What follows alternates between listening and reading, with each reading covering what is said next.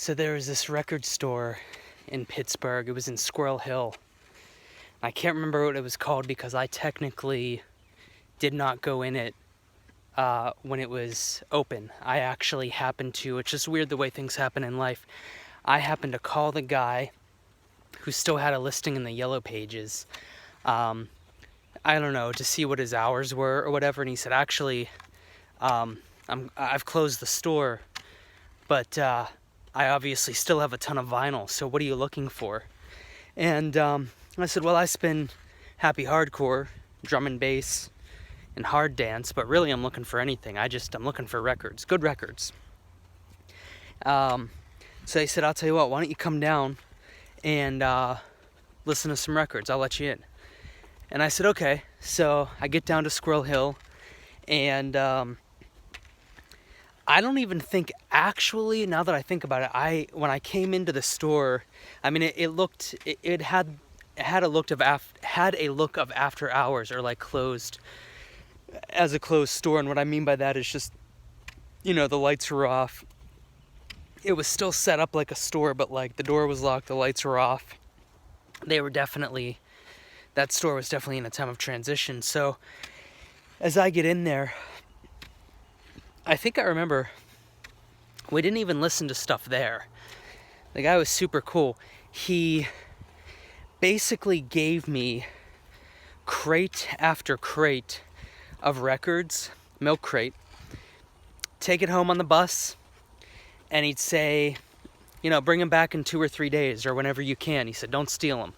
I said, I won't steal them, don't worry. So I'd go through every single box of records that he would send me home with, and I'd pick the best of the best. And the coolest thing about this, I'll never forget it, I met him outside of the store the one day to return records, and I'm holding the crate, and he goes, so how many did you end up picking? And I said something absurd to him, or surprising to him. I think it was like 2 or 3, and whatever a milk crate of records holds, maybe like 50 records. And he said, 2 or 3 or whatever it was. I said, yeah. And he said, man, you're picky. He said, that's good though. He said, come on in. So we go in and exchange the records again. And I just kept going until basically I told him I'm out of money. I've got everything I need. Thank you. I think he was thinking that as a new DJ, I would just totally buy a good chunk of records from him.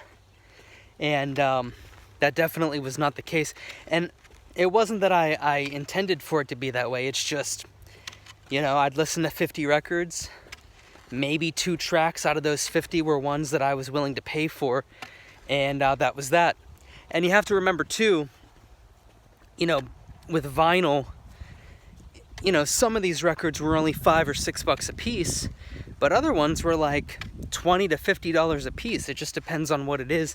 It wasn't like now where, you download an MP3 or a wave, and you're at $1, $2, $3, somewhere around there. It's very different. So, I had to kind of watch my budget and really decide, like, if one record was having a price tag of $20, am I really going to spend $20 on that? Do I like that better than the 2 records that I could buy for $10, or the 4 records I could buy for $5? What are the gems? And, to a degree that is still alive. You have to pick the gems, but it's just so easy now to just overbuy and not have to make that compromise. And that's sort of a shame, because that compromise is what made DJs great, because you didn't have all the money in the world and records were kind of pricey. So it was interesting to kind of have that happen. I kind of caught the tail end of the vinyl era, and I think that's cool. Little story for you guys. Enjoy.